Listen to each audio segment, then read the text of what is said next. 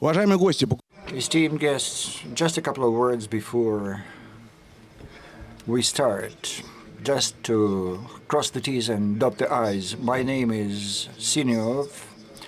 My name is Mikhail, and I'm the president of the organization of foodstuff sector, which is the founder of this event. The issues of cold chain, and that is the temperature established between the catch of the fish and the arrival of the fish at the table of the consumer, is something that we do. We organize conferences, roundtables, we speak at working groups, at the Chamber of Commerce, State Duma, the Council of the Federation. We've studied the experience of many countries in preserving the temperatures throughout the shipment path, like the experience of India, the UK, Brazil, France, and so on. We even wrote a draft of a federal law on the unbroken cold chain in the Russian Federation, even if the freezing at the point of catch, separate organizations do observe the temperature, but when the automobile, the road vehicle connects the warehouse, there's a gap. Within the international forum in 2022, we organized 2 hours long conferences dedicated to that, and this year, jointly with the management and the organizers of Solutions Group, and that's an exhibitor that organizes this forum, we agreed to have the first international forum on unbroken cold chain. KSTP held us the Constitutional Council on Trans-Eurasian Routes and Rosssoyuz Hovedprom. We thank you for the organization, and I declare the conference open. Thank you.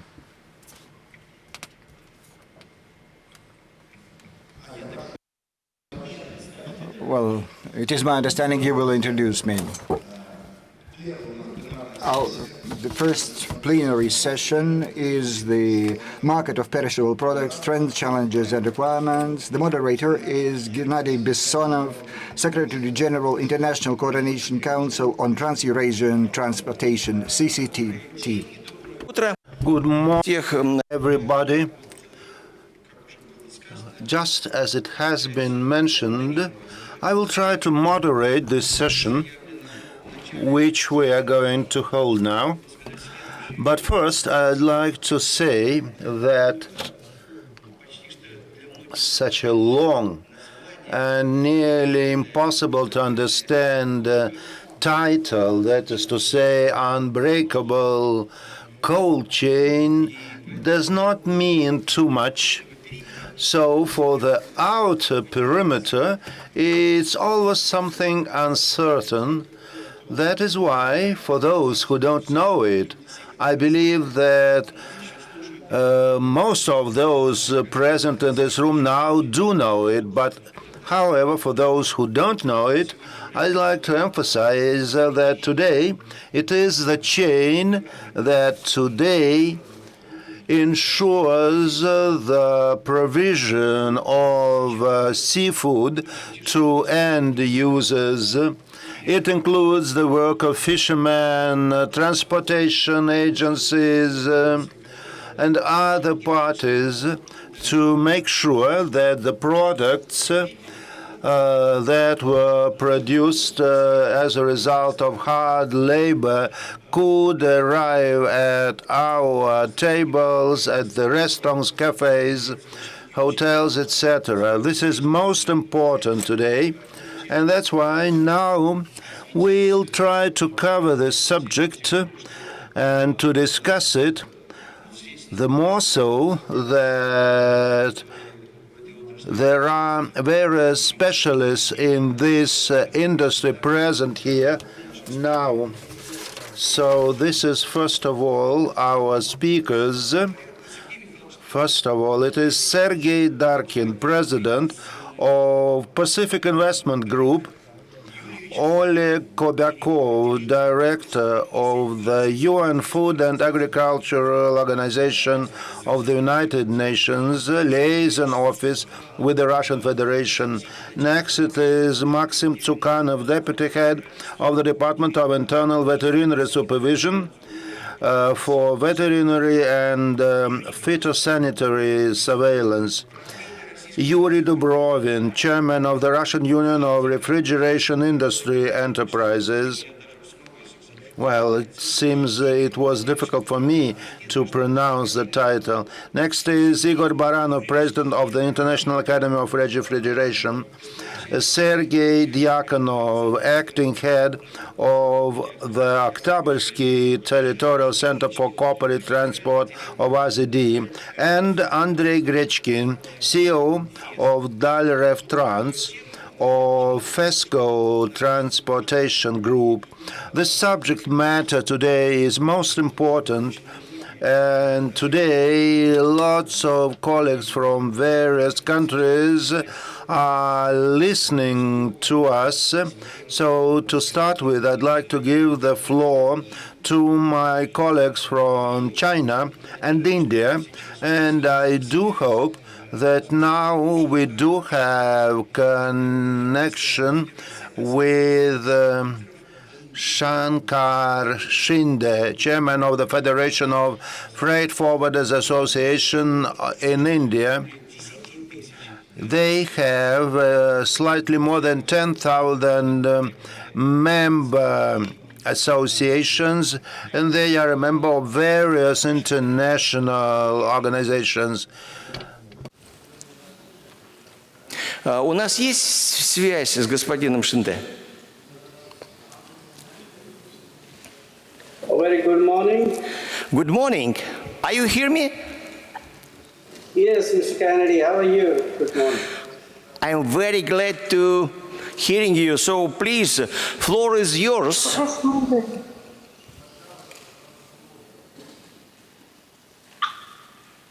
Can you get me now?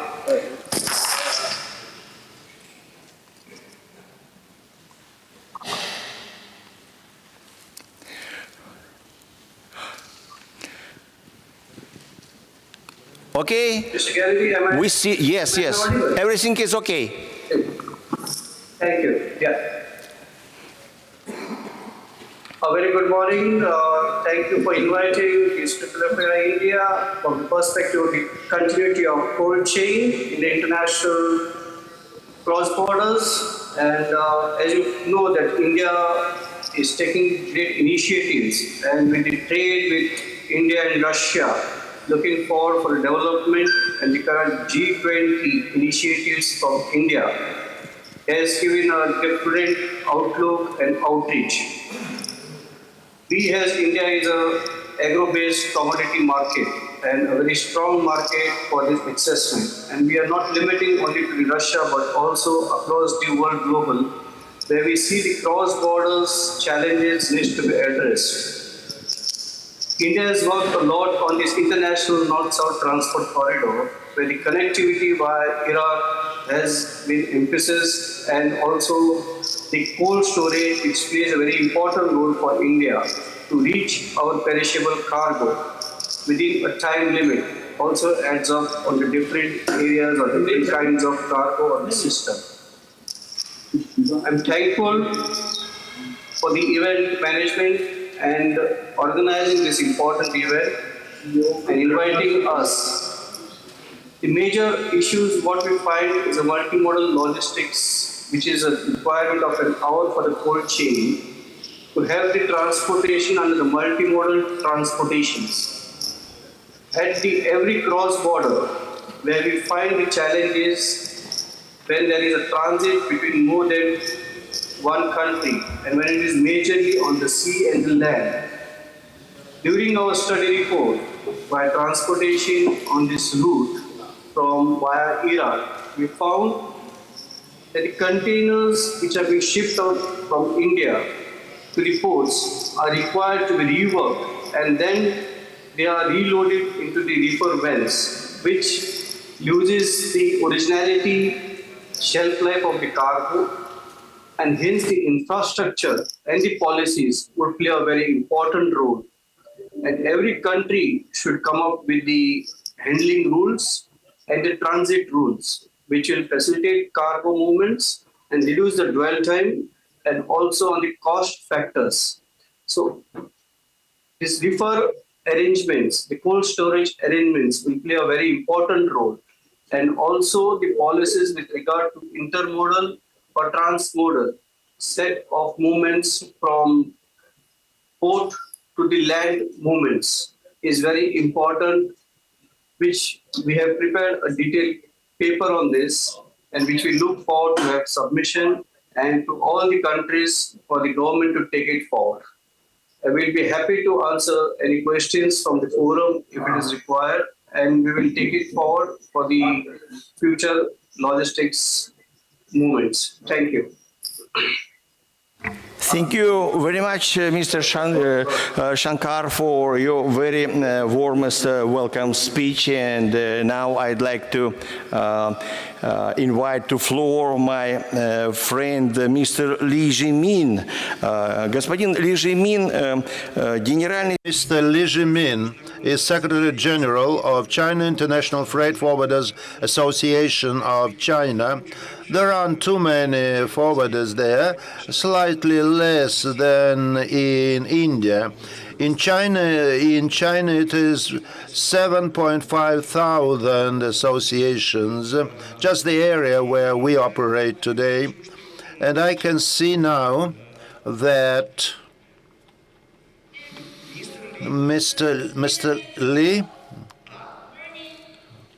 This is Julia Zhao.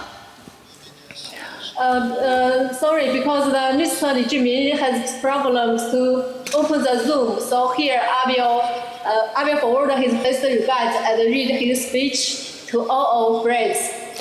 Thanks for your listening. Okay, we understand it, so please give our kind regards to Mr. Li Jimin, and so our wishes to give him some prosperity. So please, we are hearing you, please. Floor is yours. Thank you. Dear ladies and gentlemen, Mr. Mikhail Shinov, Mr. Gennady Belasov, good morning. It's regret I cannot meet you in person. On behalf of China International Freight Forwarder Association, I wish the conference a complete success and good luck to all of you. In this July of this year, Mr. Mikhail Shinov and CCTT Friends and all of us meet in Chongqing. We organized a big event. That was the first time we meet in person and meet all of our Russia friends. Once again, I would like to express my honor and gratitude for meeting you all. I look forward to seeing you again in mid-October to the CCTT 32 plenary session in Moscow. Today, our world and the industry has undergone tremendous changes in these 3 years. However, diversification and adaptation to new challenges have become the major feature for our industry. Communication, cooperation, accepting the challenges, and achieving the excellence are the survival paths of our industry outpaces. With the increasing demand for cold chain food, as a result, holding this event is very timely and practical. I hope that in the future, ASOP's members can take contact with CIFA members to promote the cooperation. China has happened great changes in recent years. The national strategic department has launched many new business development strategy plans. As we familiar with the One Belt, One Road, China-Europe Express, RCEP, and the New Land Sea Channels. This provides a good opportunity for the development of the International Freight Association and logistics and to the all other industries. It also brings development opportunities to the cold chain food industry. CIFA is the only international labor association in China. It plays an important role in the credit construction of industry and the coordination disputes of the business.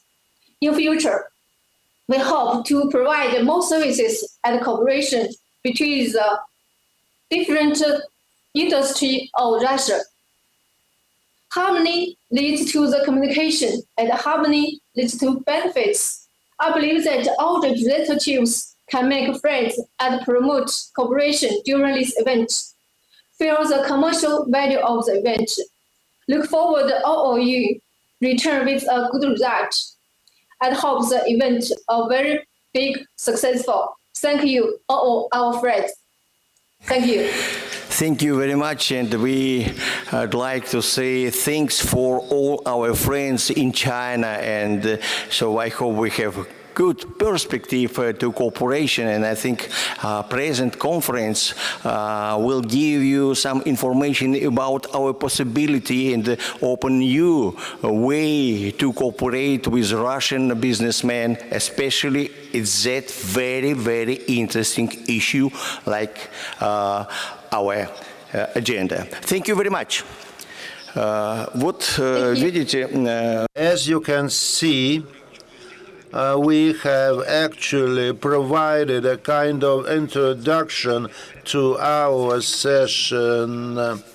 In this country, it represents over 30,000 companies, and today you will be informed about the latest developments. We are going to discuss the role played by ensuring unbroken supply, cold chain supply, the use of various opportunities given the international instability, the role of various modes of transportation, government support to food producers in the companies of the Pacific and Southeast Asia, and the development of agro-industrial businesses in the marketplace. There are a large number of topics, and we can certainly articulate them in various ways. But now, coming back to what I have said at the very beginning, now that the key market players are present in this room today, I should say that it all determines the future development of our industry. And now I have the privilege to give the floor to Sergei Darkin. I have known him for over 30 years. Sergei Darkin is a great patriot of Russia's Far East, and he knows more about this business not from any textbooks or theoretical books, but from his personal experience. He worked for the Ministry of Agriculture, he worked for the Fishery Agency too, and now, having various competences like this, he leads a very important investment group called Pacific Investment Group. So Sergei Darkin is really the tiger who courageously has been answering the challenges in a very complicated business. Thank you Mr. Darkin, for being with us today. Since you know so much about this business, my question is, what is your understanding of the current status in our industry, and what is the kind of cost-effective pattern for the development of cold chain market? Thank you, colleagues, for your kind words. It's very pleasant for me to be here and to speak here. I would start with the good news, and you suggest that I start with bad news. Well, first, to answer your question, and then my brief presentation, which I planned, if I am given the clicker.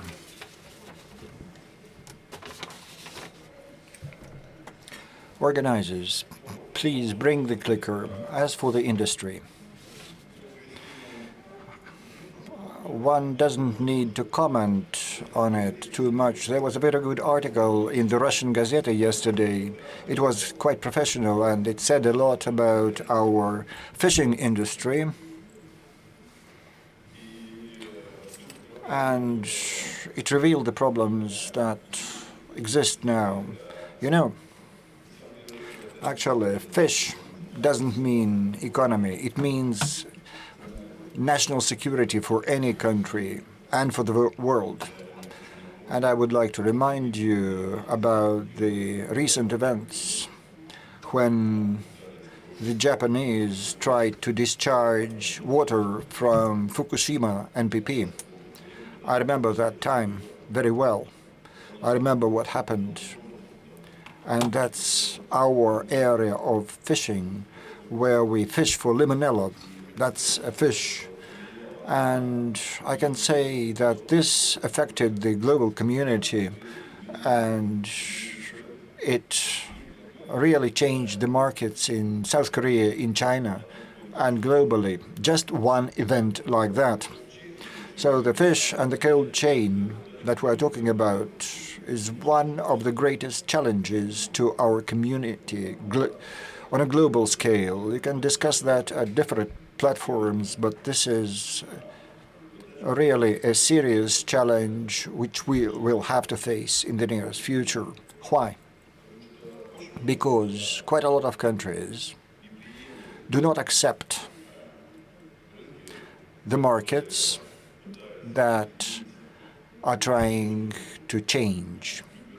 They love their culture, their traditions, and are not going to forsake it. For instance, the Chinese have always liked to eat fresh, unfrozen foodstuffs, so they will continue. But we know that the global economy is changing and that the humanity is growing, and without frozen food, we will not be able to feed the people. So all that imposes certain limitations on global economy and presents challenges that we're facing. And our country is a very important link in that chain or global community in what concerns cold chains and supplies of fish and other seafood.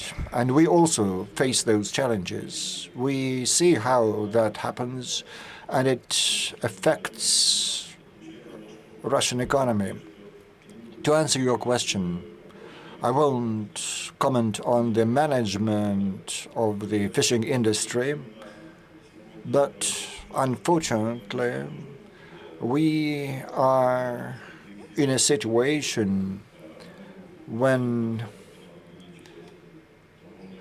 the customs duties were raised 7% by 7%, and the central bank rates went up to 13%. And the profitability of fishing industry was 30% during the last years, and this will reduce to 15% in the next few years. And with 10% of investment into the revival of the industry, 5% is left. So that tells you something about the investment attractiveness of the industry, the access to loans, and there will be cross-flow of capitals. And this is my modest analysis or humble analysis of where we are. I won't comment on why this happened. We all understand we are all patriots, and we will support this country in any situation. This is our duty and our matter of honor, but this is a fact. And of course, it is the fittest that will survive. And unfortunately, the prospects are sad. We are facing the need to heavily invest into the capex because the infrastructure needs to be replaced, and you understand what we are to do. So the crab auctions that were proposed, I think that is the result of what we are in for in future. Well, I would like to focus on other issues related to managerial decisions that were made. For instance, 27 fish processing plants were built with a capacity of 600,000 tons of fillet. The European Union introduced quotas on buying our pollock fillets. Can you imagine? It's 13%. So you have to remove 13% from that 15%. My question is, what are these plans to do? The decision was made 10 years ago. That's what relates to how they manage the industry. But we like fish, and we will continue investing into fishing. This year, we invested about $80 million into this industry, and this is our response to what is happening in the fishing industry. That's a big challenge for all of us, but the markets are changing, the supply markets are changing, and the demand markets are changing.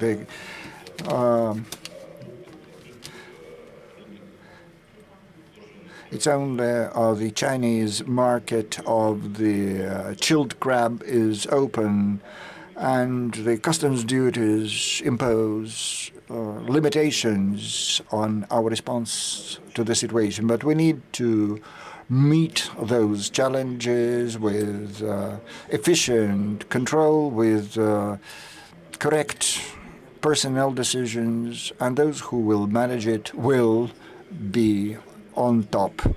Well, but everybody in the world faces those challenges, so we have nothing to be afraid of. We just go forward. Answering the question about the analysis of the current situation, about our weak points, that we need to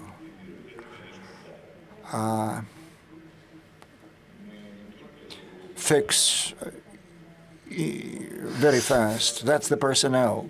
Well, we are very much short of personnel. You know, it's only the people that love the sea that work at sea.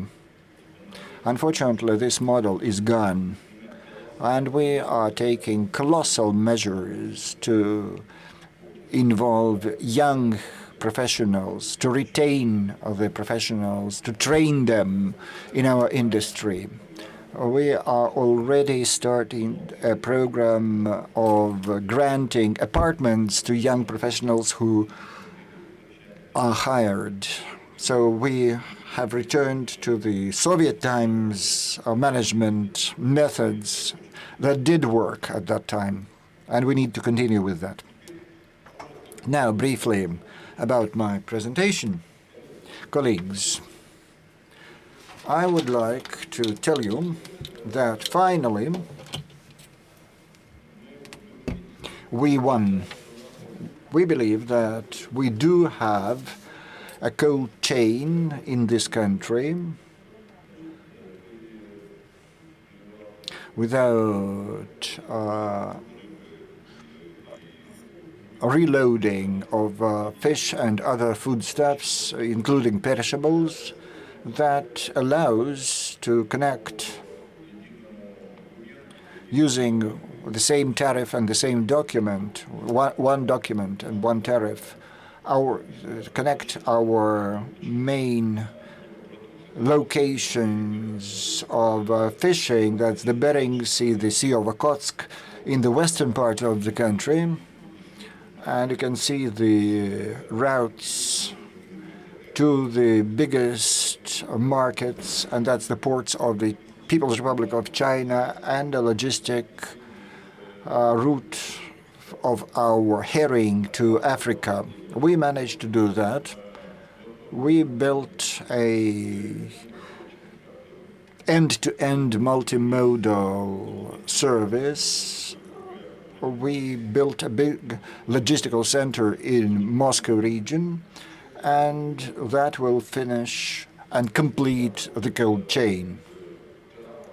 It includes the transportation of the refrigerator vessels and fleet, the ports with refrigerators in Vladivostok and Nakotka, with a capacity of about 55,000 tons. By the way, the record catch or whole harvest of 2022, well, those facilities processed that amount easily, and there were no queues.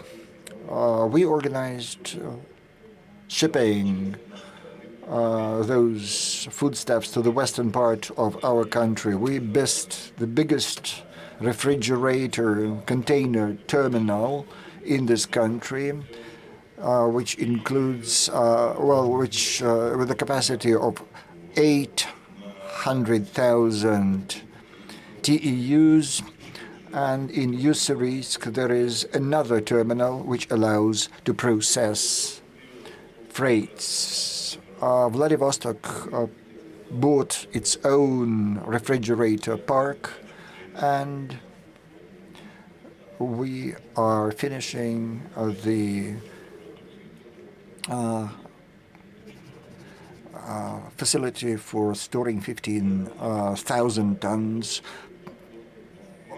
All of these centers in Vladivostok, Nakotka, and Moscow have their own road vehicles, fleet that allows to ship the foodstuffs to the end users. All that enjoys a single control center, and the prices will be the same everywhere. What are the advantages of this system? This is the real cold chain. We've been talking about it for 20 years. Now it's ready. It took us a long time, but we finished it, and I congratulate all of you with that. What are the advantages of this project? Well, firstly, this is a forecastable times of delivery, which is important for perishables, for refrigerated foodstuffs, the same prices which can be regulated, because we propose that these logistical chains will not be only from east to west, but from west to east too, which will allow us to save quite a lot on railroad tariffs and so on and so forth. And that's because the tariffs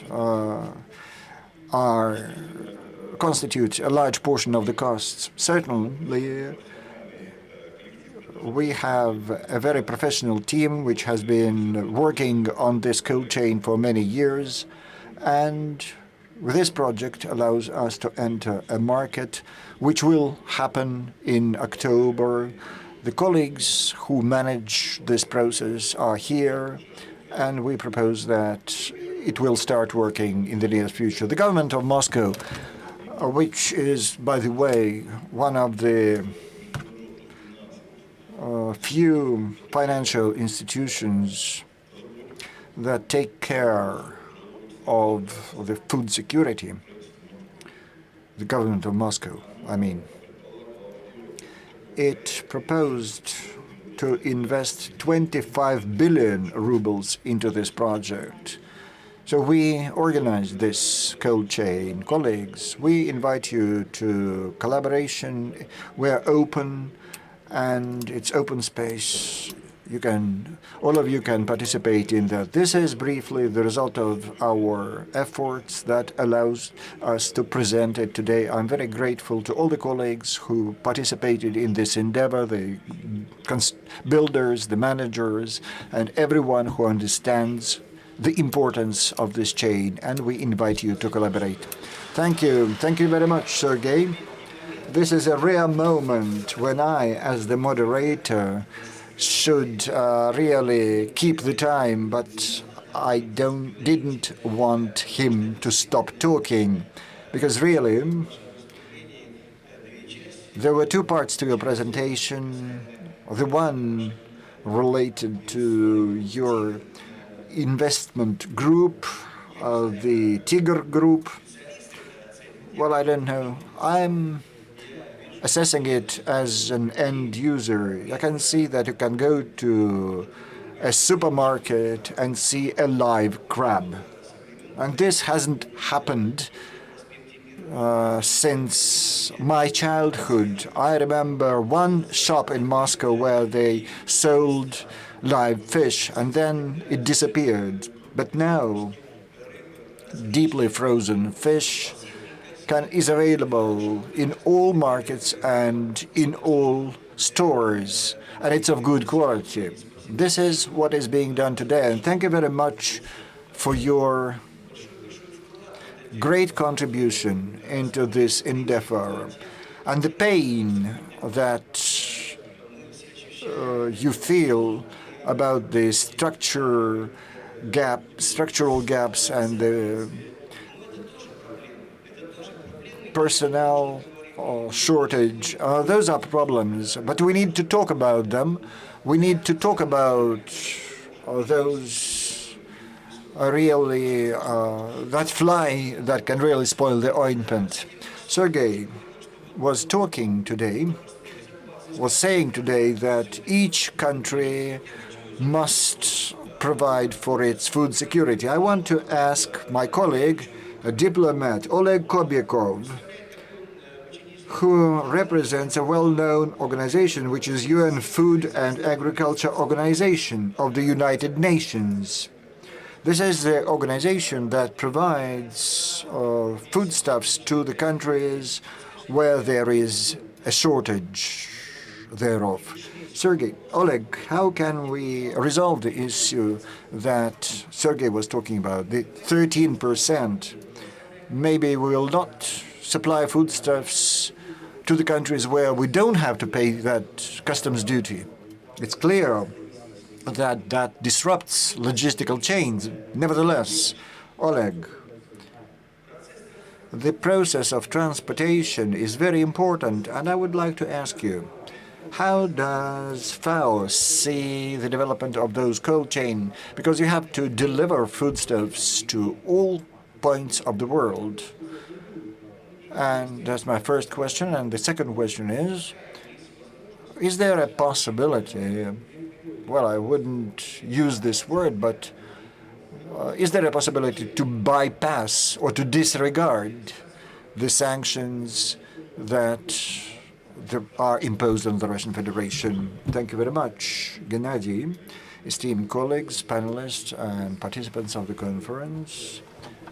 I'm deeply grateful for a possibility to be here, to be present here, and to voice the point of view of our organization. FAO has been participating in the Fish Forum from its very beginning. We have a box in Pavilion G, and interestingly, the organizers always place us close to the refrigerators. Maybe they think that from the standpoint of SG, everyone who comes here is a company, and they think that we sell frozen foodstuffs. We don't sell anything. We disseminate knowledge and provide possibilities for collaboration. FAO was founded 78 years ago. There's an anniversary on the 16th of October, and we are a week older than the big UN, which celebrates its birthday on the 24th of October, and that means that in the system of the United Nations, FAO, back in 1945, when they built a new world order after the Second World War, people had a very good idea of how the agricultural and foodstuffs sphere is important, and we hope that Eurasian Union will join us very soon. So we have more members than ICAO, UNESCO, IAEA, and actually more members than the United Nations, which has 993 members. And the task for FAO was to overcome hunger. Well, now we were talking about iPhones. Now it's iPhone 15, but I've been using Android throughout my life. I've been using an Android for most of my life. However, in a world where nearly 800 million people are starving and are not sure of bread for tomorrow, it means that 1 of every 8 residents of this planet is suffering, which is certainly something we cannot tolerate. And we always speak about the importance of education. However, there are more important things, such as having enough food. Otherwise, people won't be able to get education. And only healthy people, once they graduate from universities, can find a worthy job and be paid a decent salary for their work. That's why the objective of ensuring food security is certainly the second most important priority for the world, the first one being ensuring peace in the world. And unless we ensure food supply to everybody, we won't be able to keep going. And I should also explain why I am attending this conference. You could say that FAO should only think about food and cows, for instance, but fishery and aquaculture is also part of food supply as well as part of food security. And food security ensures that we have enough food and that this food is healthy and safe.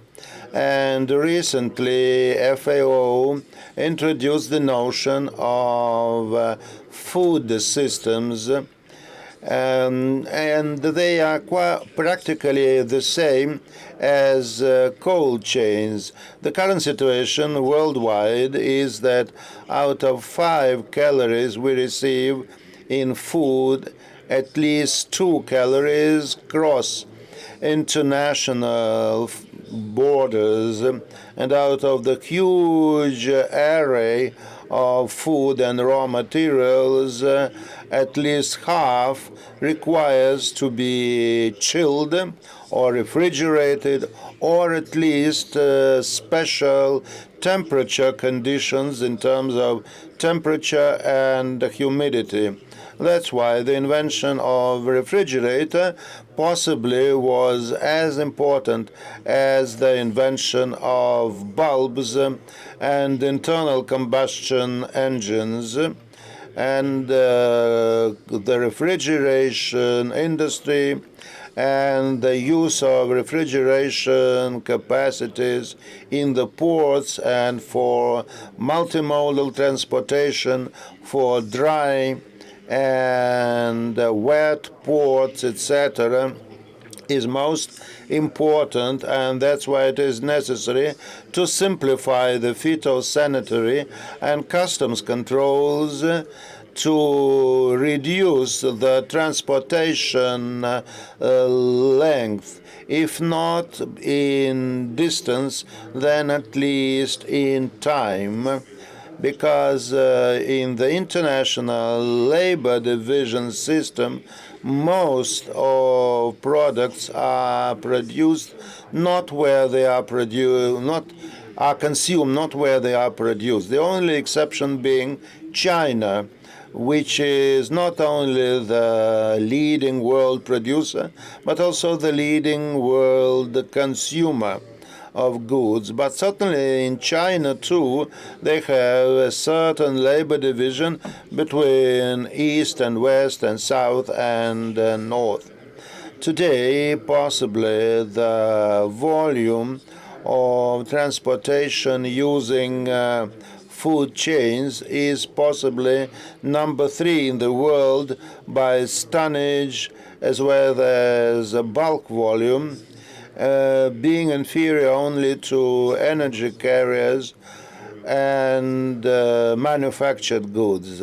For instance, the global production of grain is almost 3 billion tons, and for fish products, including aquacultural products, it is almost 200 million tons. That's why ensuring the integrity of these products and reducing the costs of transportation, reducing the costs of labor, and reducing the climatic footprint through the use of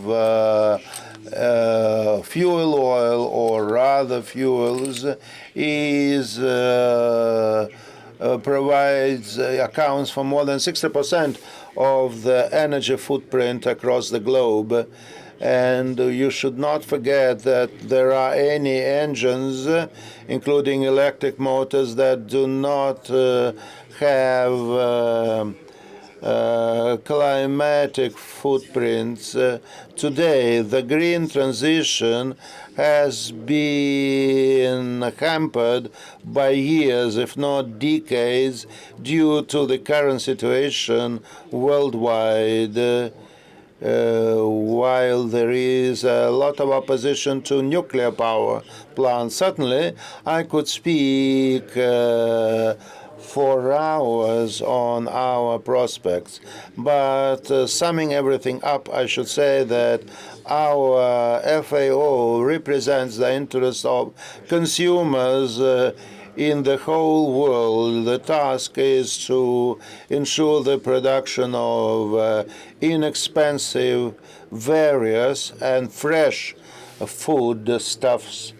And that's why food processors play a very important role in delivering such food to the households.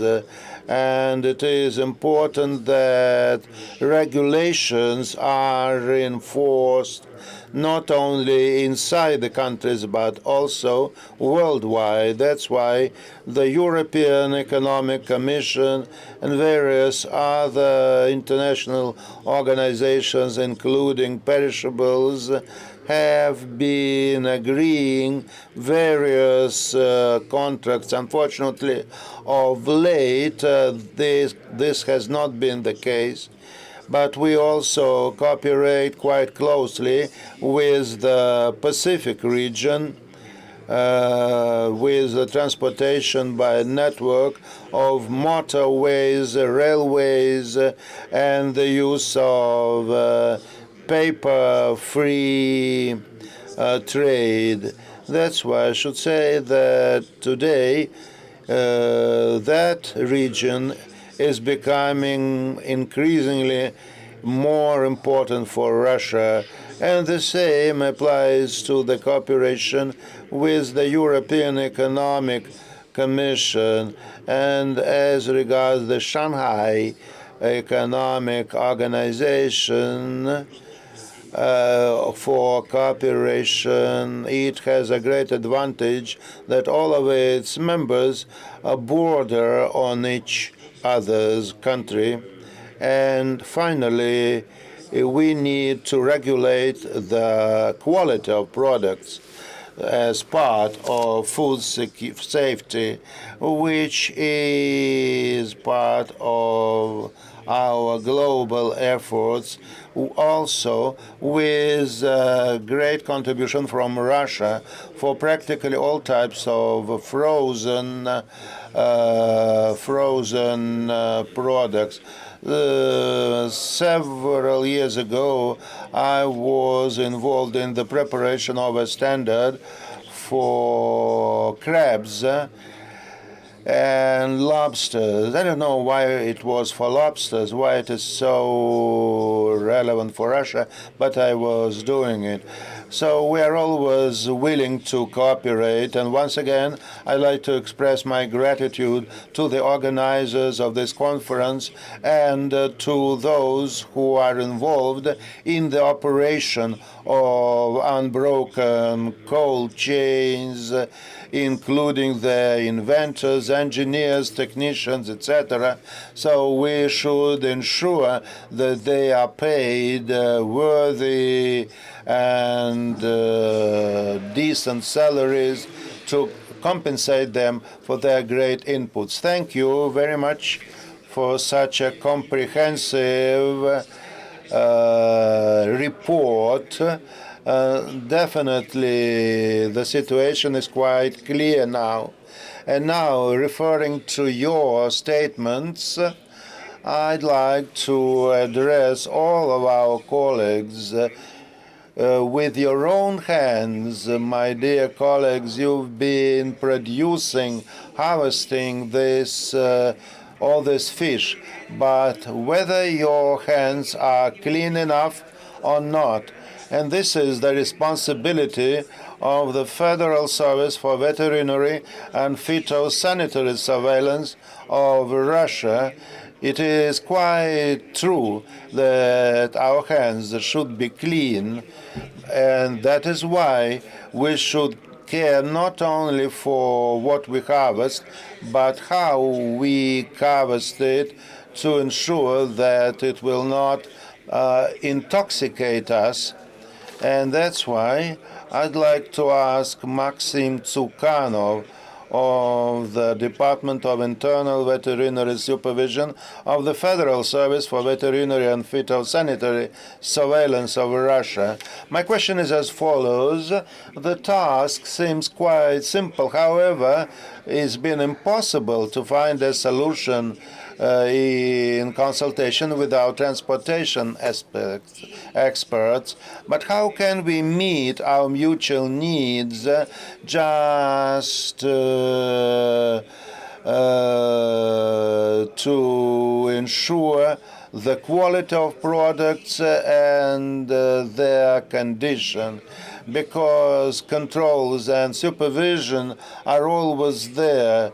Physical controls are there, but we cannot forget about the human factor, because when we introduce state-of-the-art technologies, it's not enough. If we ship something by train, sometimes trains are kept at the border for too long a time, and we cannot ensure the freshness of food. So what should be done to ensure that those who produce and those who transport food become good friends to ensure an uninterrupted flow of products? Well, technologically, we have already become friends with RZD's information systems, but to be able to introduce a coordinated approach to transportation, we primarily should change and modify the Russian regulations. We have already started thinking about it at the national level. Quite recently, a decision was adopted. It was either last year or the last but 1 year. And today, the Minister of Agriculture of Russia is going to table the National Russian Act on the risk management system, how we are to supervise products for primary and secondary control, not only at the border, but also inside the country where goods are produced for civilian circulation. Well, if you have any questions, I'm ready to enter into details if something was not quite clear to the audience. The main point that I understood is that we are short of regulations, but I'm quite sure that both deputies and senators of our parliament, all of them eat fish. And that's why I'd like to ask Yuri Dubrovin, who is the chairman of the Russian Union of Refrigeration Industry Enterprises. Maybe a certain initiative should be taken by our parliamentaries, because this is an extremely important issue.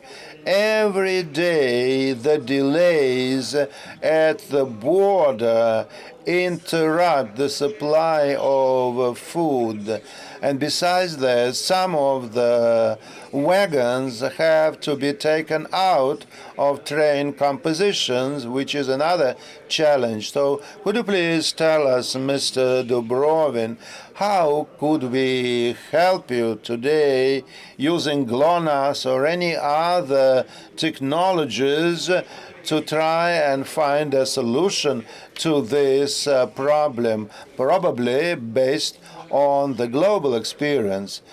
So what are the latest developments here? Well, the floor is yours. But there was somebody wanted to add something to his presentation. I just wanted to say that some time ago, jointly with other agencies in Russia, we conducted a project entitled The Green Corridor. It was based in St. Petersburg, and it lasted for a couple of years. So the purpose was to have companies that have a bona fide reputation. I think that some of you have already heard about that project. Today, it is in place. And certainly we do need a certain legislative initiative, and we should certainly speed up the process. I think that in all truth it is so today. And now, Yuri Nikolaevich Dubrovin. First of all, I'd like to welcome all of my colleagues here. Will it be possible for me to show my presentation, or you only want me to answer your questions? You have 7.5 minutes. All the time in the world is at your disposal. I would ask the organizers to display my presentation. Actually, I represent the structure and the companies that are part of the structure and that ensure food security in this country. There are two points here. First of all, it is the technology, the processes we use to ensure the necessary temperature conditions for any products, in this particular case, agro-industrial products. And so we'll basically focus on them now. And now I'm not going to read out various regulations, laws, and acts on improving the situation in the fisheries sector. Today we have achieved a lot of success in our industry, in the machine building, engineering industry. We have various types of refrigeration equipment manufactured for cold chains, starting from industrial refrigerators and ending by household refrigerators. Every company has certain refrigeration equipment. In this country today, this industry does depend on imports to a great extent. Any refrigeration system at any stage of ensuring product quality, we need various refrigeration equipment, all kinds of valves, compressors, and operating fluids. Today, there is no production of compressors for refrigerators in this country, starting from household refrigerators and ending by industrial refrigerators. In the past, in the Soviet Union, such compressors were manufactured in this country, but now, for lack of time, I'm not going into detail. Here in this slide, you can see different types of compressors. Today, we have the only structure in this country. It is the Transmash Holding division that produces compressors in Tver. They have been granted a loan of 1.2 billion rubles, but basically it is for their own needs, including fans, electric motors, etc. All the other types of compressors, such as piston, spiral, turbo compressors, and rotation compressors, are not produced in the country, but for the use for the defense industry. Abroad, in NATO countries, they produce the best compressors in the world, in such countries as Italy, France, the United States, Japan. Today, these links have been broken, so certainly we have entered into important contact with China as our partner. All of our member companies have been to China on various occasions, and today, the supply of compressors has been ensured through these partnerships, but it took us a year to improve the situation. And even unfriendly country manufacturers, in fact, have been finding ways to supply us with their products from Italy, Japan, etc., using various tricks, though. The situation with heat exchange and capacity equipment for refrigeration, 60% of such equipment is manufactured in Russia. As regards valves and fittings, we still depend to a great extent from foreign manufacturers. Now, speaking about operating fluids, in every country, this is cold agents. In the world, there are only two restrictions on the Kyoto Protocol and for ensuring the preservation of the climate. And in the Russian Federation, the zone of destroying substance is used. We still have some companies working, but their products are not allowed for use. Все отрасли, и в том числе рыбные, кстати, вот все, что производится на Дальнем Востоке, там еще оборудование применяется на запрещенном хладагенте, но применяется сплошь и рядом. И, ну, допустим, мы как холодильщики-то как раз за то, чтобы это продолжалось. Это и есть та самая продовольственная безопасность, потому что эти хладагенты мы выпускаем. Но ситуация в мире другая. Все остальные хладагенты для всего мира выпускает Китай. Значит, мы получаем хладагенты порядка там 14 тысяч тонн на всю страну. Это в метрических нормах, только из Китая. Поэтому это счастье, что он у нас стратегический партнер. И вся проблема сейчас будет заключаться в следующем. Мы готовим от Союза серьезное обращение в правительство в связи с тем, что в соответствии с этой кигалийской поправкой у нас будет достаточно резкий темп сокращения применения выделенной квоты для России, использования выделенной квоты для России. И тут сейчас мы готовим предложение, обращение, потому что буквально 2 года назад, когда там вышло в странах ЕАЭС там решение 30-е, когда вдруг ввоз хладагентов в страну стал разрешительный, оформление лицензии, то был коллапс в конце 21-го, начале 22-го года, когда хладагент подорожал там чуть ли не в 20 раз. И его не хватало для использования просто. Сейчас этот барьер преодолен, но вот грядут новые проблемы.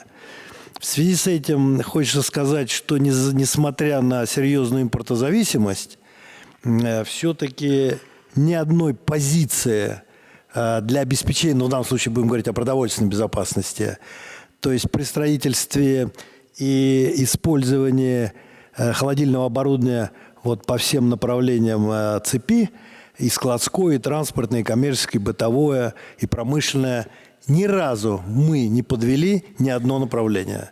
То есть все задачи, которые перед нами ставят вот эти позиции, мы, естественно, наши предприятия выполняют. В этот прошлый тяжелый год мы, как до этого, и перенастроились, и все делаем. Но я, как Союз, конечно, серьезное внимание на сегодняшний день уделяю перед правительством и ставлю задачи по все-таки освоению российского производства, как комплектации для холодильного оборудования, мы очень серьезно работаем, так и производства готовых установок. Ну, с этим гораздо проще. Допустим, торговое холодильное оборудование мы полностью обеспечим практически своими, да, импортной комплектацией, но полностью производство у нас в России существует, медицинское холодильное оборудование, домашних холодильников, все половина заводов, хоть импортных, но они все в России. И серьезная ситуация, в том числе у нас сейчас есть такое 719-е постановление о подтверждении производства продукции на территории Российской Федерации.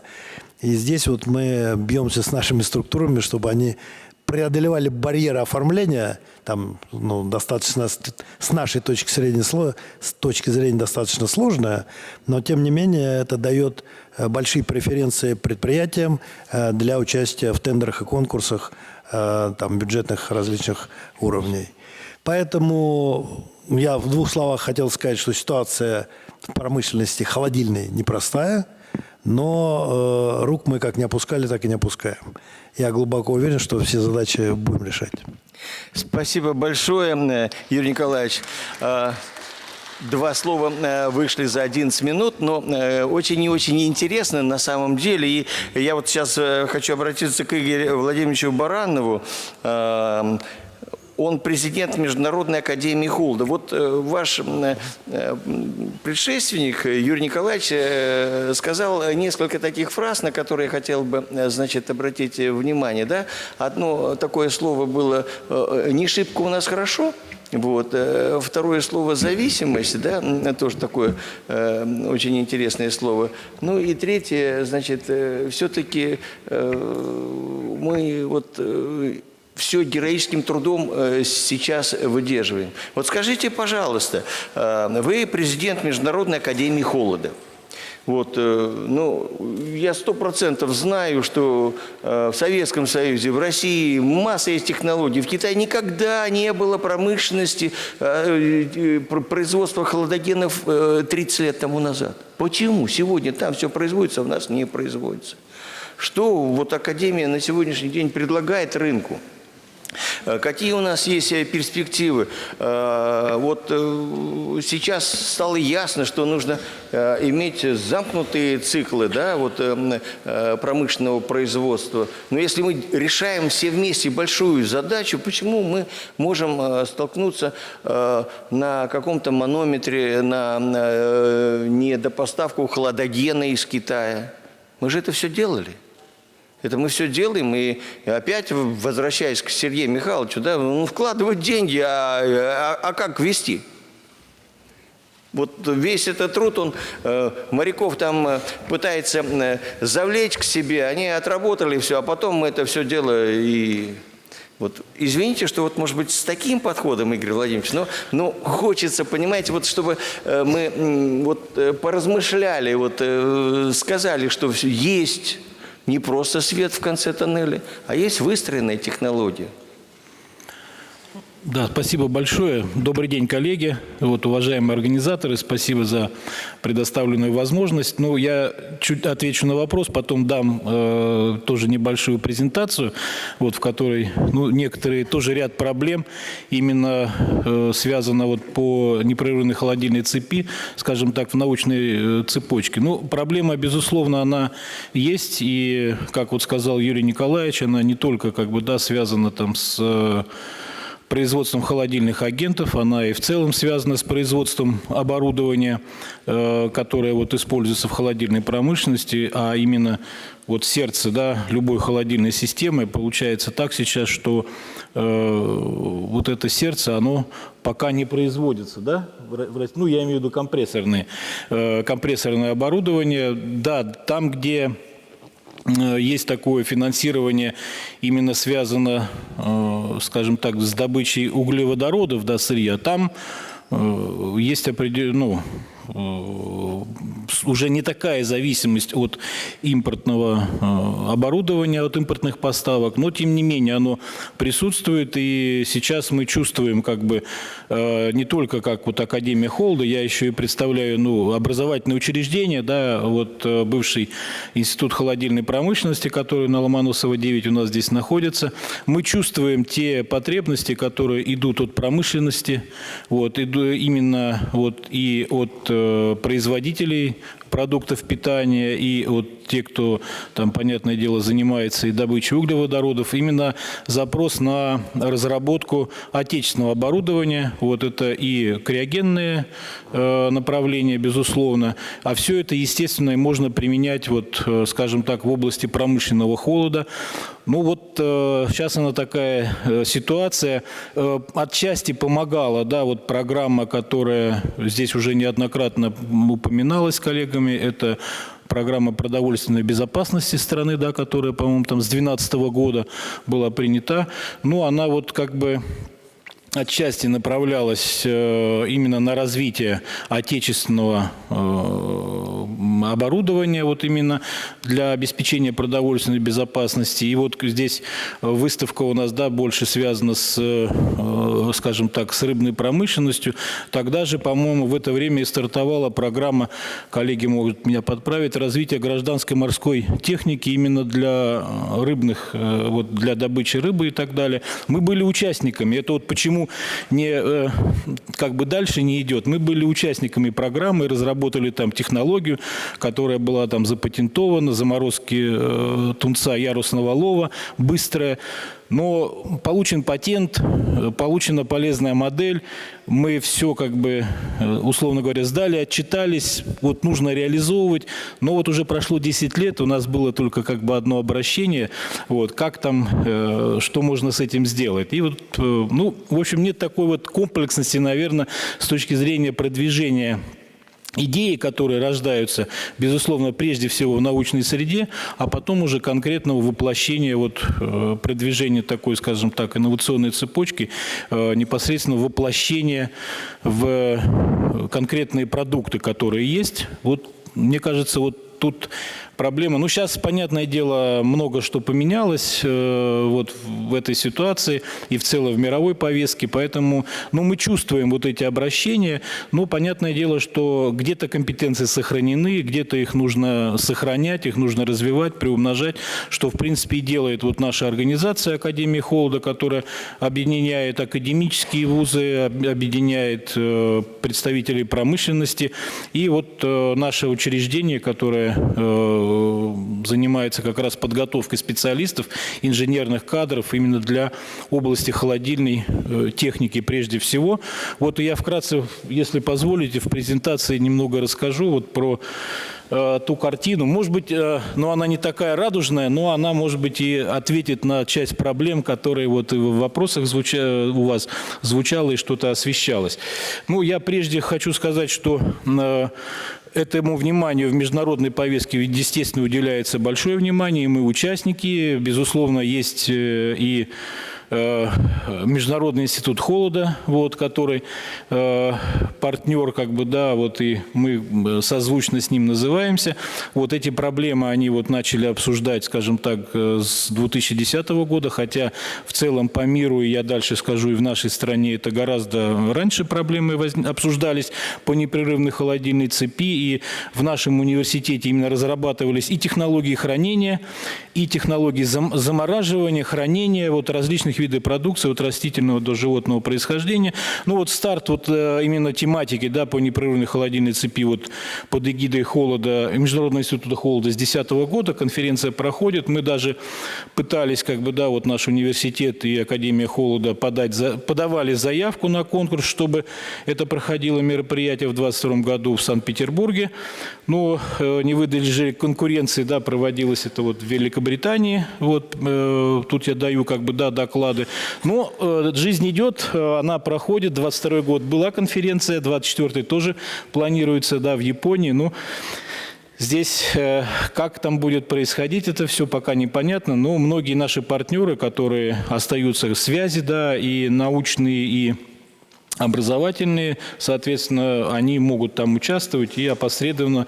Безусловно, мы будем за этим делом следить, и мы смотрим, что там обсуждается на этого плана мероприятиях. Ну, скажем так, я вкратце там покажу этот перечень тем. Ну, они нам близки, мы не отстаем, отдать должное в этих направлениях. Вот. Мы тоже внедряем со стороны своей организации, вот и МАХа, и университета, вопросы, связанные вот с непрерывной холодильной цепью. 2021 год мы проводили конференцию, и там отдельно выделяли секции как раз по устойчивым холодильным цепям.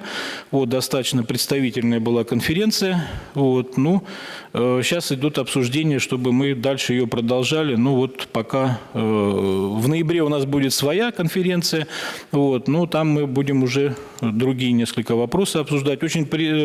Я еще раз признателен организаторам, что пригласили и дали такую возможность выступить. Это уже, по-моему, вторая, да, такая вот конференция здесь проходит в Санкт-Петербурге, где вот есть возможность общаться, обмениваться своими мнениями в этом области. Но я вот хотел сопоставить, да, вот как научная общественность мировая, да, публикует свои результаты исследований, которые разноплановые, да, и вот исследования влияния замораживания там на условия хранения и так далее, и режимы холодильных установок исследуют, и результаты эти публикуются. Ну вот, к примеру, здесь динамика за последние года, сколько публикаций идет в научных базах цитирования именно по ключевым словам, связанным с холодильной цепочкой. Ну вот, если мы к нам посмотрим, ну, здесь ситуация не совсем радужная. Вот, понятное дело, что у нас еще наши базы данных научного цитирования, они, ну, РИНС, да, наша научная электронная библиотека не так давно существует, но, тем не менее, вот, приблизительно за этот период, ну, тут на порядке, да, у нас меньше публикаций, и то основное здесь вот как бы это заслуга Георгия Автономовича Белозерова, его коллектива, вот, которые... Ну, наши ученые тоже публиковались, но, скажем так, в научных слабо освещено. это именно касается, да, непрерывной холодильной цепи, а не то, что там, да, теплообменных процессов каких-то и так далее. Вот. То есть есть в этом деле проблемы, то, может быть, это не совсем, скажем так, освещено, и, может быть, и сложно поэтому какие-то проблемы, связанные там, да, с продвижением непрерывной холодильной цепи, продвигать, потому что, ну, может быть, кто-то говорит там, да, вот из наших коллег о этих проблемах, ну, чиновник там какого-то звена или кому-то поручили сделать там какое-то сообщение, он обратится в такие вот электронные ресурсы и даст справку, да, вот что, а вот как бы вроде как и не очень там что-то такое делают в этом направлении и так далее. Ну, значит, из научных тематик, да, я бы вот за последние годы выделил бы, это вот 22 год как раз была защищена докторская диссертация нашему коллеге вот Ворон Олег Андреевич, это Ростовский университет железнодорожного транспорта, как раз именно вот проблематики, касаясь перевозки, да, вот различных грузов. Я думаю, это вот для коллег, которые доставляют рыбную продукцию, тоже важно. Вот, очень такой серьезный труд, и нужно на него обращать внимание. Ну, еще раз повторюсь, да, вот как бы коллектив, который возглавляет Георгий Автономович, вот у них были именно такого плана работы, именно связанные с методическими положениями, с методической основой вот по реализации непрерывной холодильной цепи. Ну и еще как бы, да, вот из института Горбатова была диссертация как раз именно вот по управлению холодильной цепью, как там все это происходит. Вот, ну, вкратце, это я даю тематики, я сильно останавливаться не буду, здесь пройдусь. Это то, что рассматривается, скажем так, международная повестка, что сейчас смотрят в области, как бы, да, по обеспечению непрерывной холодильной цепи. Но и мы здесь не отстаем, потому что, ну, близко очень тематика. Вот, и по некоторым вопросам, ну, даже, так скажем, мы идем впереди, как бы, да, ну, не отстаем, скажем так, с точки зрения научного обеспечения. Вот с точки зрения практической реализации здесь есть определенные проблемы. Ну и так вот я пока, может быть, еще будут какие-то вопросы, мы постоянно, как бы, да, проводим такое анкетирование, взаимодействуем с индустрией, с промышленностью, да, и вот мы проводили там анкетирование недавно, если тут более широкий круг уже есть представителей, если у кого-то есть желание, вот, то можно вот по QR-коду пройти и ответить там, да, на те вопросы, которые мы сформировали вот и совместно с Юрием Николаевичем, и с рядом других коллег, то есть именно вот по коллективным членам Академии МАХ, по нашим индустриальным партнерам, которые связаны именно с, вот, скажем так, с областью холодильной тематики. Но что я предварительно там покажу пару результатов, что было удивительно. Вроде бы все заинтересованы, есть потребность, сейчас не помню, поставил я график, да, вот прогноз дается по востребованности инженерных специалистов, это там по, ну, более 50 компаний говорили, но вроде как, но заинтересованность в реализации совместных проектов с вузами, ну, видите, 50 на 50. То есть кто-то заинтересован, а кто-то не заинтересован. То есть вот немножко как бы, да, было, так нас удивило. Ну, либо мы тут посмотрим, не так сформулировали вопрос, может быть, что-то было не так понятно под проектом. Здесь все-таки индустрия, наверное, под проектом немножко одно понимает, мы немножко другое понимаем.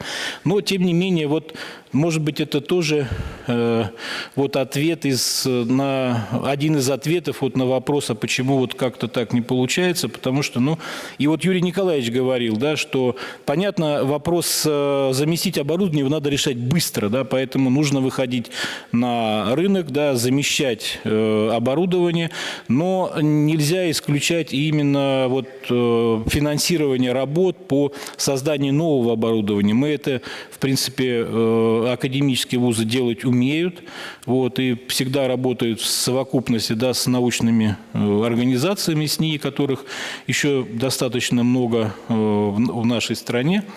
Вот, поэтому спасибо большое. Да, вот я вкратце так. Да. Спасибо большое, Игорь Владимирович. Вот я буквально на прошлой неделе, вот, ну, прилетел в субботу из такого небольшого китайского городка, он называется Шэньчжэнь, да? Вот, ему всего-навсего еще 40 лет нет. Вот рыбацкая деревня, да, 500 человек жили. Я вот имел сейчас там возможность порядка общаться 30 миллионов. Да, где-то лет 10-15 тому назад с руководством, да, значит, там с вице-мэром Шэньчжэня. Вот такой вот небольшой городочек, деревня, да, вот там регулярно проходит большая транспортная выставка. 32 миллиона человек. 4-е место в Китае по ВВП. Ну что ж мы за 10 лет один раз обратились, и вот там с какой-то научной мыслью, и ее забыли. Ну, значит, надо долбать. Согласен. Значит, да, надо более активными быть. В этом году, в январе месяце, произошло событие, которое еще мир до конца не оценил. В январе месяце прошла в Шэньчжэне автомобильная выставка. И это был приговор европейскому автопрому. Это там, где вот мы еще с Сергеем Михайловичем помним, это старые Рено разбитые, желтенькие машины, еще 20 лет в Китае там на рикшах ездили. Сегодня самые передовые в мире автомобили. Извините за эмоциональность такую, потому что мы сейчас перейдем к начальникам транспортного цеха. Вот, и я хочу слово представить Сергею Юрьевичу Дьяконову. Он исполняет обязанности Центра фирменного транспортного обслуживания Октябрьской железной дороги. Вот охват у них большой. Это и Мурманск, и Архангельск. Это вот как раз-таки наш такой вот северо-запад, куда тоже много рыбы приходит. Они много делают для того, чтобы вот выстроить эти цепочки. Поэтому, Сергей Юрьевич, расскажите, вот что вы вот на дороге сейчас это дело делаете, а я знаю, что вы очень много делаете. Вот какие вот технологии создаете и вот что именно вот по тематике скоропортящейся продукции вот сегодня делается Октябрьской железной дороге? Пожалуйста, вам слово. Спасибо, всем добрый день еще раз.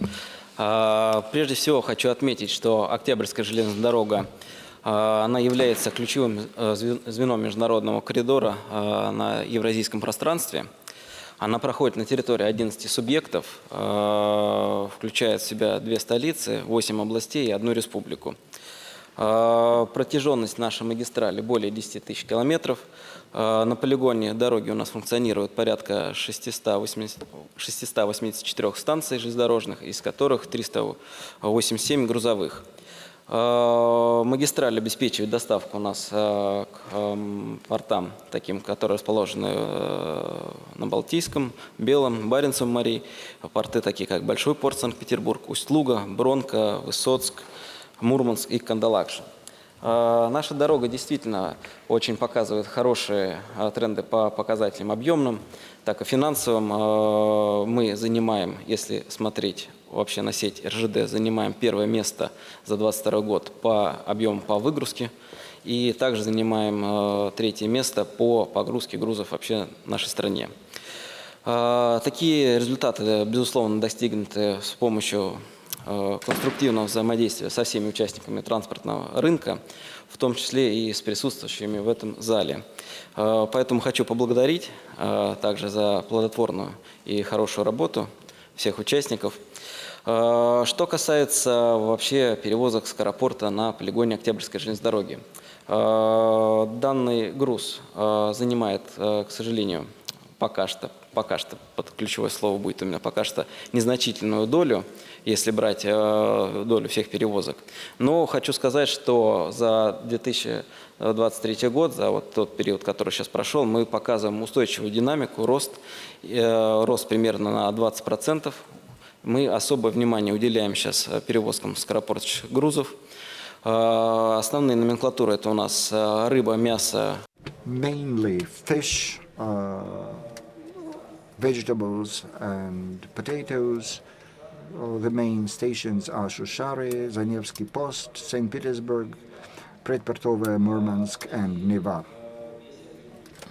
Привозим и отправляем. Nearly all of So the volume we transport by October Railways goes inside the country. Mainly it goes to the Sverdlovsk, Novosibirsk, Baikalsk,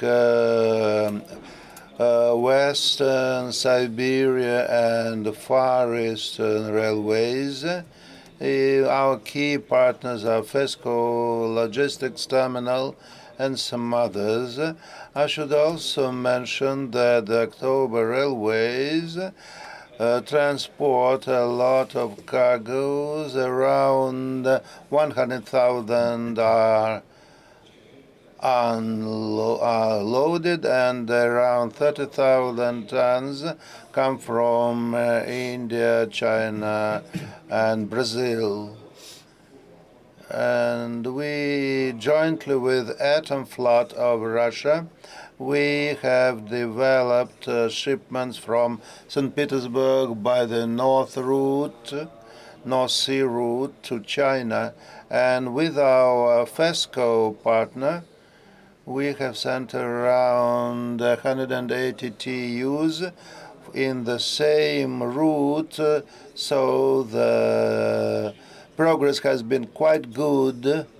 So those of you who are interested may learn more details from me about the use of North Sea route. This year we have also tested the export of our products from St. Petersburg via Murmansk to China. The cargo was used to be previously transported mainly by trucks. However, we have succeeded in finding a logistics solution to be able to use our railways. And this technology used to supply products via Murmansk, and it is given a priority.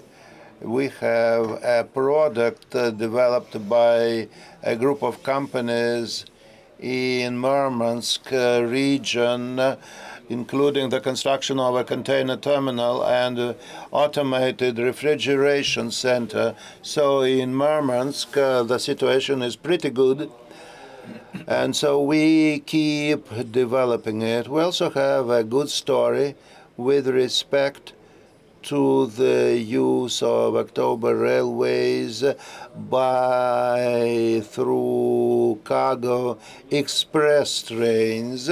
We provide for regular attachment of wagons with these products to train compositions to accelerate cargo delivery, which is cost effective and also ensures exact knowledge about the duration of trips.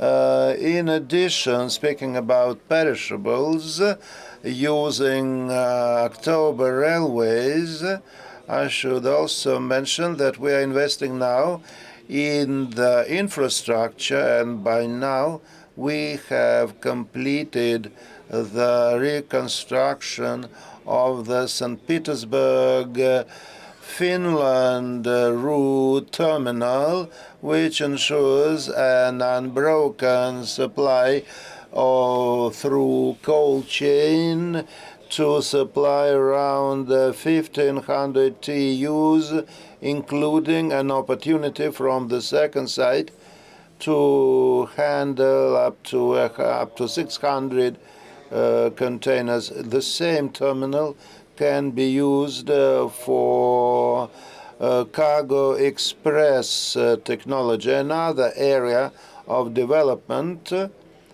not only for RCD but for other organizations, is the development of the international north-south corridor. There have been positive trends in this development. Cargoes are delivered to Turkey, India, United Arab Emirates. Currently, there are some challenges in particular with perishables in the use of this corridor.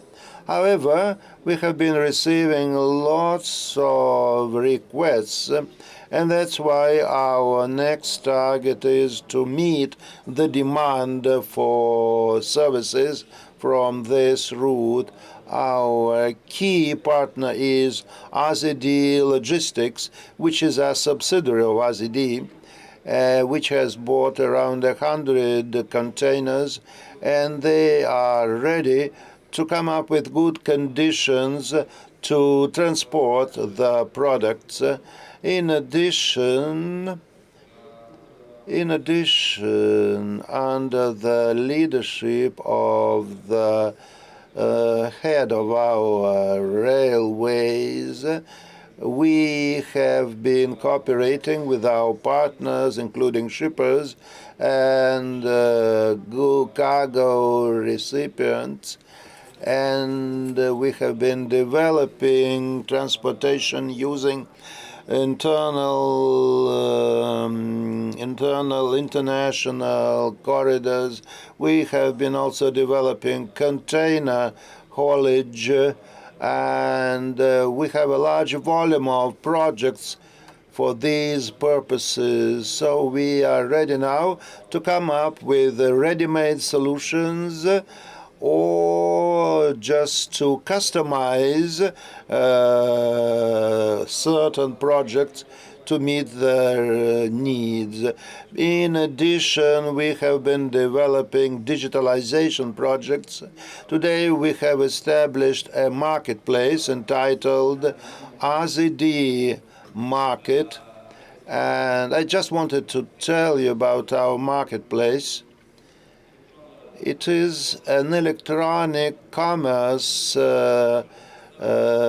site which also includes delivery of cargoes. It is quite convenient, and I invite all those present here to use the services of this marketplace. Basically, to sum up the results, I should say that even given the current international challenges, using our technologies as well as those of our partners, RZD has an adequate potential to ensure the transportation of perishable products and ensure the operation of cold chain. Well, the end of your presentation was very good. You said that it's possible for you to increase your performance. And now I'd like to give the floor to Andrei Grechkin, who is CEO of Dalref Trans, which is part of FESCO. Well, Andrei, you have been traveling quite extensively. Could you please tell us, you probably have this kind of feeling everything, all the details. You have listened now to all the other speakers, and you are the final speaker. What could you tell us if you can see a light at the end of the tunnel, or everything now will be still dependent on heroism that you demonstrate to ensure the operation of logistics chains, to ensure a proper process is in place? Well, I don't want you to deliver a report to us with all the details about your company, etc. We all know that your company is really first class, and we all know that you are a leading carrier as far as refrigeration cargoes are concerned. However, I will show you my presentation because I did prepare it on purpose, but don't forget that we are coming to an end now. Yes, I do understand it. Well, certainly we have always seen a light at the end of the tunnel. We have been part of FESCO, and the FESCO Transportation Group is 40 years old, while our company is 25 years old. So we have seen all the ins and outs, and we are well oriented in this business. As far as unbroken cold chains are concerned, we are part of it. We live in this chain. So this is something that we conceive as part of us. And we focus on refrigerated containers, and our principle is quite simple. We should minimize the quantity of products that perish, and our priority is to ensure a reliable material and technology foundation. Due to the fact that a number of leading players left our market, it has provided us with an additional impetus to get Russian operators involved. Over the past 2.5 years, we have bought around 2,500 containers, refrigerated containers. I like the question often asked in this market when beautiful statements are made by some parties to the fact that they are short of containers, but this is not the case. The number of such containers is increasing. Now the shortage is 44%, while it can be considered normal when the shortage is 50%, which means that we have enough capacities to ensure transportation by containers. We'll keep buying containers from China because our company is not a research center, so we need buy certain products. I will tell you a bit later why we are expanding in new areas. Now at the fishery expo, as a seafood expo, it is shown that transportation companies cannot depend on the transportation of fish only, because they need to have the highest yield possible from their investment. And we do insists that Russia should have its own refrigerated containers, but we hold that for this purpose the government should invest in these projects because container production requires the availability of certain technologies domestically developed. Foreign vendors have been developing the so-called refrigeration units, and for nearly 60 years. And we as operators will not be able to quickly enhance this business, to quickly heal the existing problems. So this program will be definitely required. When it comes to smaller size orders, it will help Russian manufacturers step by step improve the quality of containers to be used in transportation chains, including those that use railways. Speaking about railway tariffs, this country is quite big, and that's why it is mostly rail transport that mostly ensures transportation to faraway areas.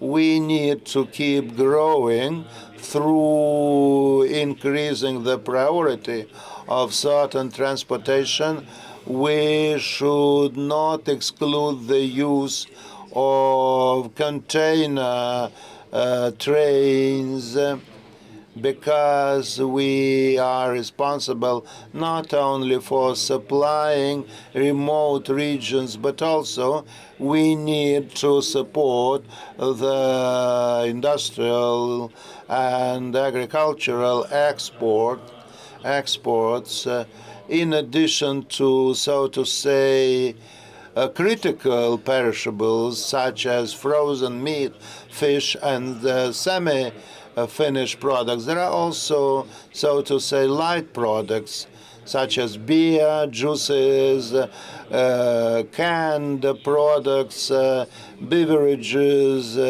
According to the statistics, railways account for about 70,000 TEUs of containers moved by railways, and that's why it takes the universal goodwill of all the parties concerned. We have published a letter to all the parties concerned. AZD gave quite a positive answer, and AZD is now developing this trend. So what will the market receive as a result? The consumers will see juices and beer moving from universal containers to refrigerated containers without increasing the final price of products. Speaking about our expansion, we need to improve the operation of our container fleet, and also our consumers and our clients have new needs shown today.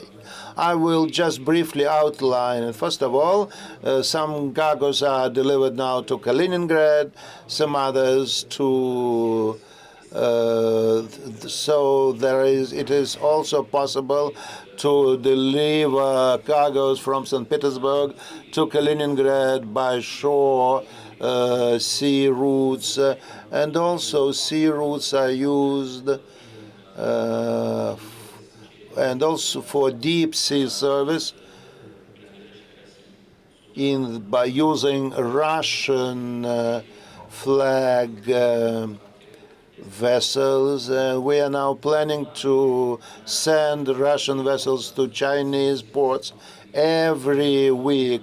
In December, we are going to open service to Egypt via Suez Canal. We are also considering the use of Moroccan products because there is a great interest in Kaliningrad. There is a great demand for Moroccan products and also for China, including Harbin. So what are the next prospects? We can move to Latin America. There is a great demand for their bananas, meat from Brazil, etc.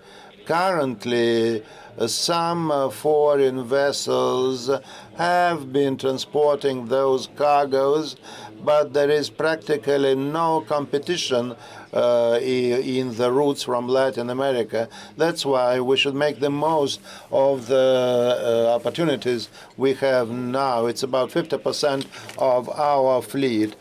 Speaking about other novelties that our ventures this year, we have tried to transport live fish cargoes, including live crabs from Vladivostok. The experience has proved pretty good, even though there have been some hitches. But we have seen that our equipment is quite good for this kind of projects when there are shippers interested in it. I think I will have to end at this point, and I do hope that I have done it within my time frame. Well, we can excuse you for anything because you gave a correct beginning to your presentation about the light at the end of the tunnel. We are now past all the time limits. I understand that the next session is to start now, but I just wanted to emphasize that I didn't want to interrupt any of the speakers, so that now, summing up the results of this discussion, I want to say that we know and we understand how to structure this work. We can see that this is extremely challenging. There are lots of issues to think of, but we do have the experience, the competencies, and the desire. And that's why now, at the end of this session, I'd like to say that possibly for our next session, we need to ask for more time from the organizers so that we don't take time from your coffee breaks, etc. But I hope that all those present in this room now have liked this session according to the expression of your faces in this room now. And actually, as I started to do this morning, the people gathered here are not some outsiders. You know this industry in and out. Every year you break your bones to move on, and you do your best to ensure food security of this country, the prestige of this country in the global markets. I'd like to thank all of the speakers for this discussion, and I ask the organizers not to reprimand us for delaying, for delays. And this discussion should not be left for this audience only, not only Chinese and Indian partners who've been listening to us. I would also like the Russian government and the State Duma to listen to us, as well as the Minister of Finance of Russia. We could ensure a good margin of 5%. There are lots of problems, but let us work all together, and I hope that by joint effort we'll be able to make profits and to come up with good products useful for everybody. Thank you for your kind attention.